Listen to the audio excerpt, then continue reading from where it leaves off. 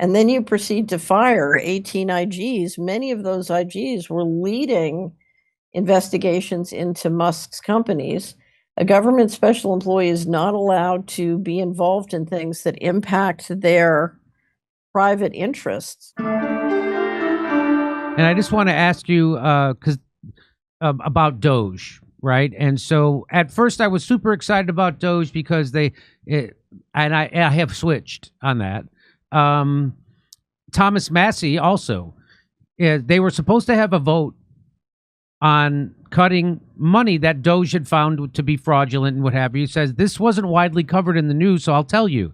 Congress was scheduled to vote on rescissions this week to cut the waste that DOGE found. But the votes were quietly canceled. USAID and other programs like the PBS and NPR were to be targeted, but they canceled it. So in early 2020, he links to this Grok explanation. In early 2025, House Republican leaders tentatively planned to vote on a rescissions package proposed by President Donald Trump during the week of May 5th, 2025.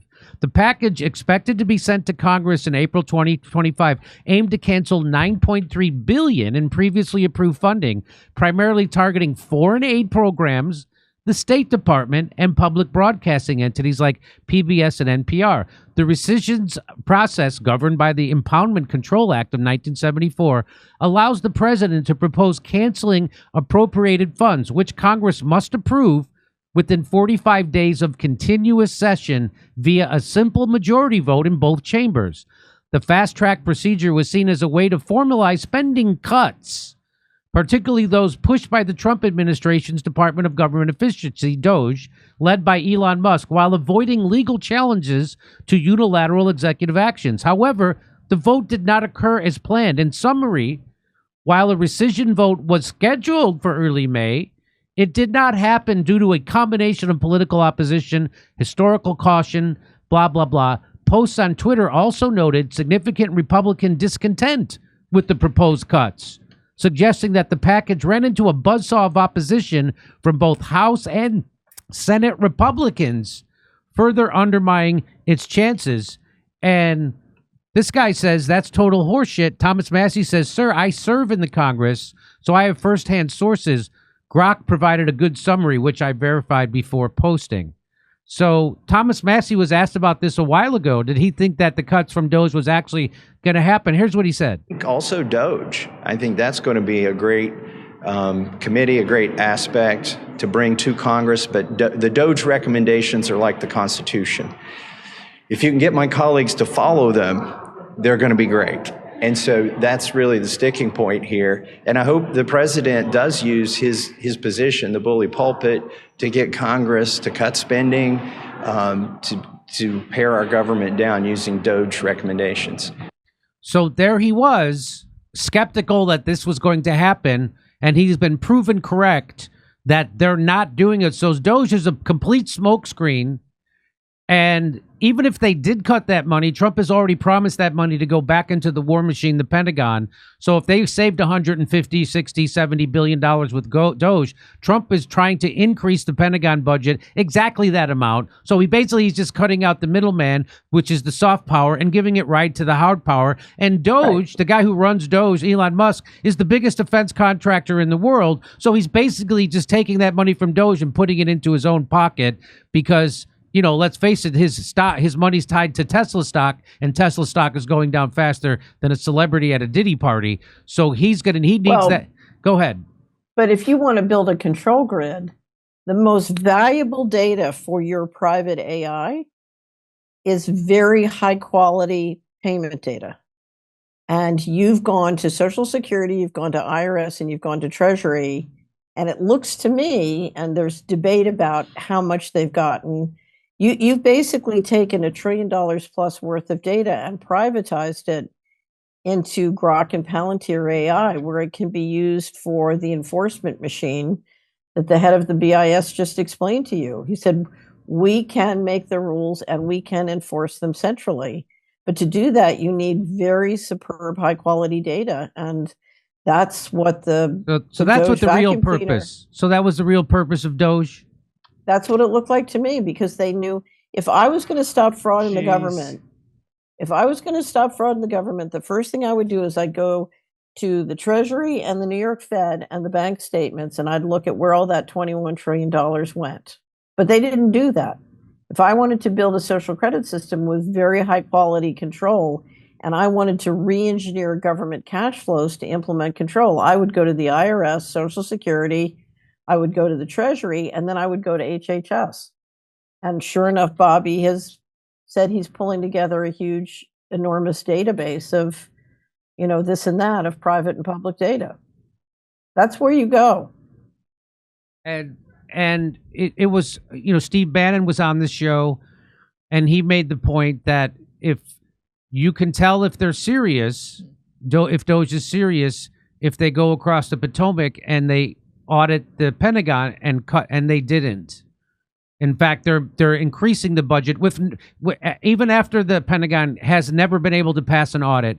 Not only are they not going to audit them, they're going to just give them all the savings, quote, which they're not even cutting, that they found from DOGE. They're just giving that to the Pentagon. So it's way worse. Well, but go ahead. Yeah. So if you look at where, the administration comes in, you cancel the White House ethics officer, and then you proceed to fire 18 IGs. Many of those IGs were leading investigations into Musk's companies. A government special employee is not allowed to be involved in things that impact their private interests. And it's a criminal violation for a government special employee to be involved. And we know that Musk, in his capacity as government special employee, was meeting with Modi and other world leaders and pitching them on getting Starlink contracts and other contracts. So, and there are other, if you look at the conflicts of interest between what Musk and DOGE was doing and what was going on in the administration, it's quite, it's certainly worthy of a special prosecutor.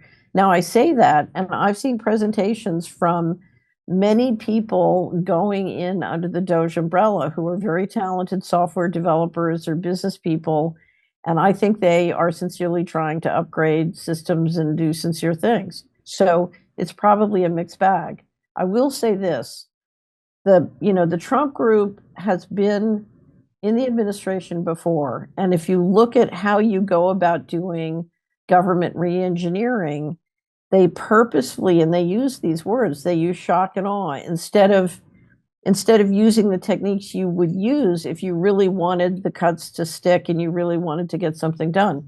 So their techniques and their communications were contrary to effective and successful government re-engineering. And I say that as somebody whose company was the leader in government re-engineering once upon a time, before the Department of Justice shut us down. Wow. Okay. This has been the heaviest interview I think I've ever done. So I just have to say, Jimmy, one of the reasons I love listening to your show is you really help me maintain my state of amusement, which I think is really important. If we're going to get anything done, we have to, we have to come at it.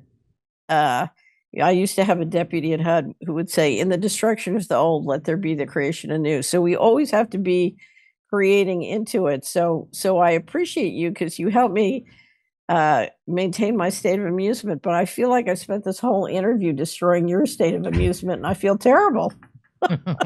No, it's you should feel terrible, but I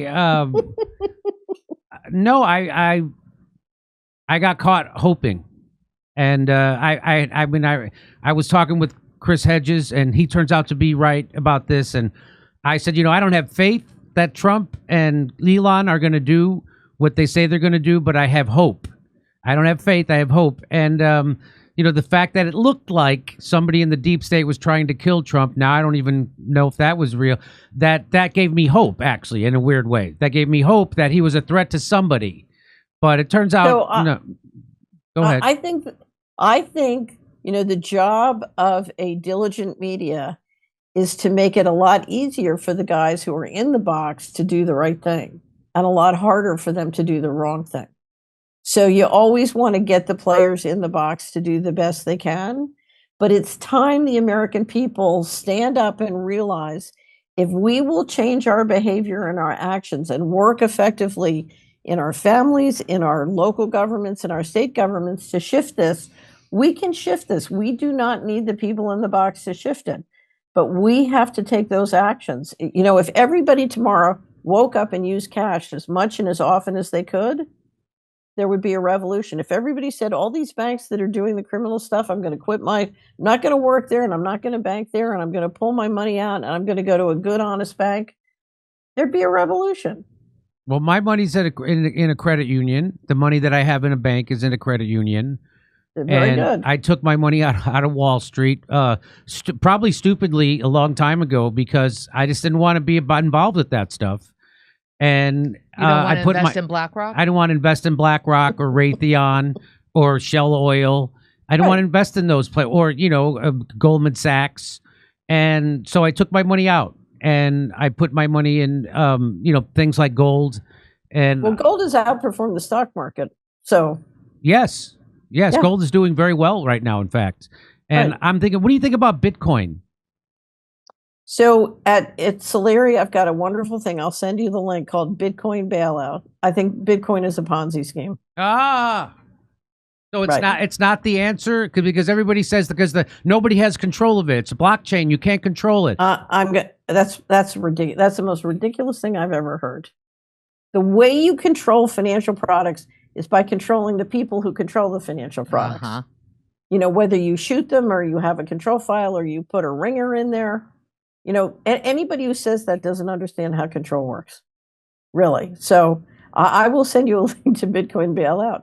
If I could make a recommendation, the best book ever written on Bitcoin was written by Roger Ver and Steve Patterson, called Hijacking Bitcoin. And it takes you into the inside game of how they hijacked Bitcoin and turned it from what could have been, a very interesting payment, something that had payment utility and really build a community of people worldwide who could transact with each other, how they hijacked it and turned it into a Ponzi scheme.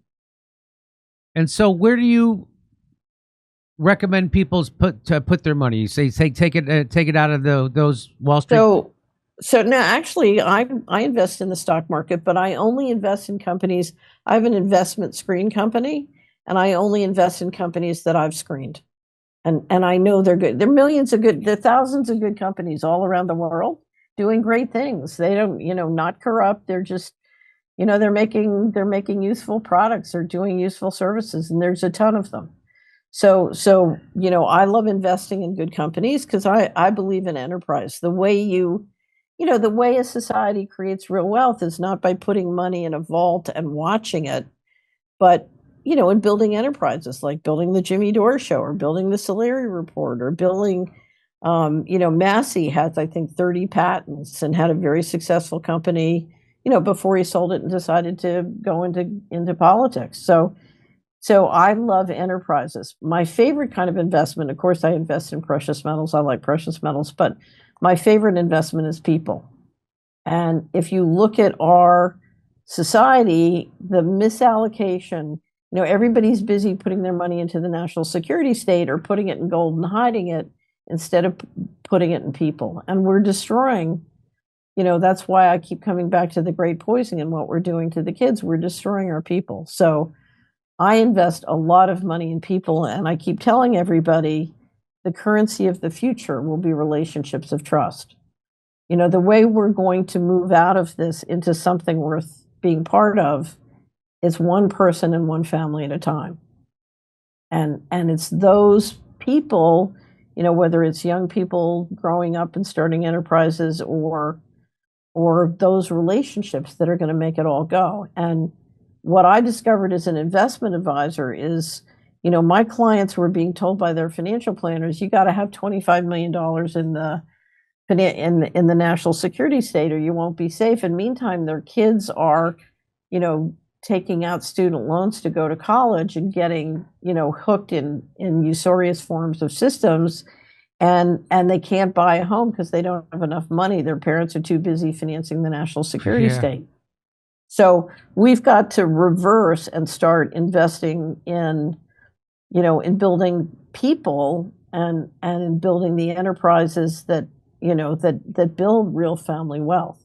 So I love great companies and enterprises. I have 2 companies, and I put a lot of my money gets reinvested in building those companies, both the Solari Report and Solari Investment Screens. And then I just, you wouldn't believe how much money I spend lending or supporting, helping people.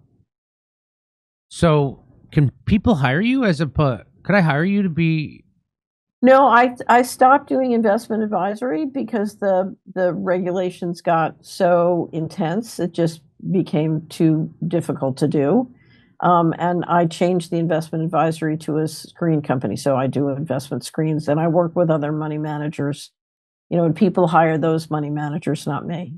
Okay. Catherine Austin Fitz, it's been a real eye-opener, earth-shatterer, groundbreaker. I'm sure you've broken a lot of people's ideas about how things work. Certainly you did mine. And you're welcome back on the show. I really appreciate you being so generous with your time. And thanks for the kind words about the show. I didn't know you were watched, but I'm really flattered. And I look forward to talking to you again soon. Okay. I'm happy to come back anytime, Jimmy. You have a wonderful day and get a good night's sleep. I'll try. Hey, what part of the country are you in? So I live half the year in Netherlands. Our audio video team is in the Netherlands, and I love the Netherlands. My home in the United States is in Tennessee. I'm talking to you from Pennsylvania, where I also have an apartment. So I'm on the road about 4 to 5 months a year, just meeting with Solari Report subscribers, because we really, we need to do this together. And so we like to get together a lot. And I'm sure that's why you do all your events. Yes. We need to come together. We need to discuss these things together, and we need to be our own intelligence network. Come see us live in Los Angeles, Buffalo, Toledo, Montreal, Ottawa, Glasgow, Manchester, Belfast, Dublin, London, Liverpool, Birmingham. Go to jimmydore.com for a link for tickets.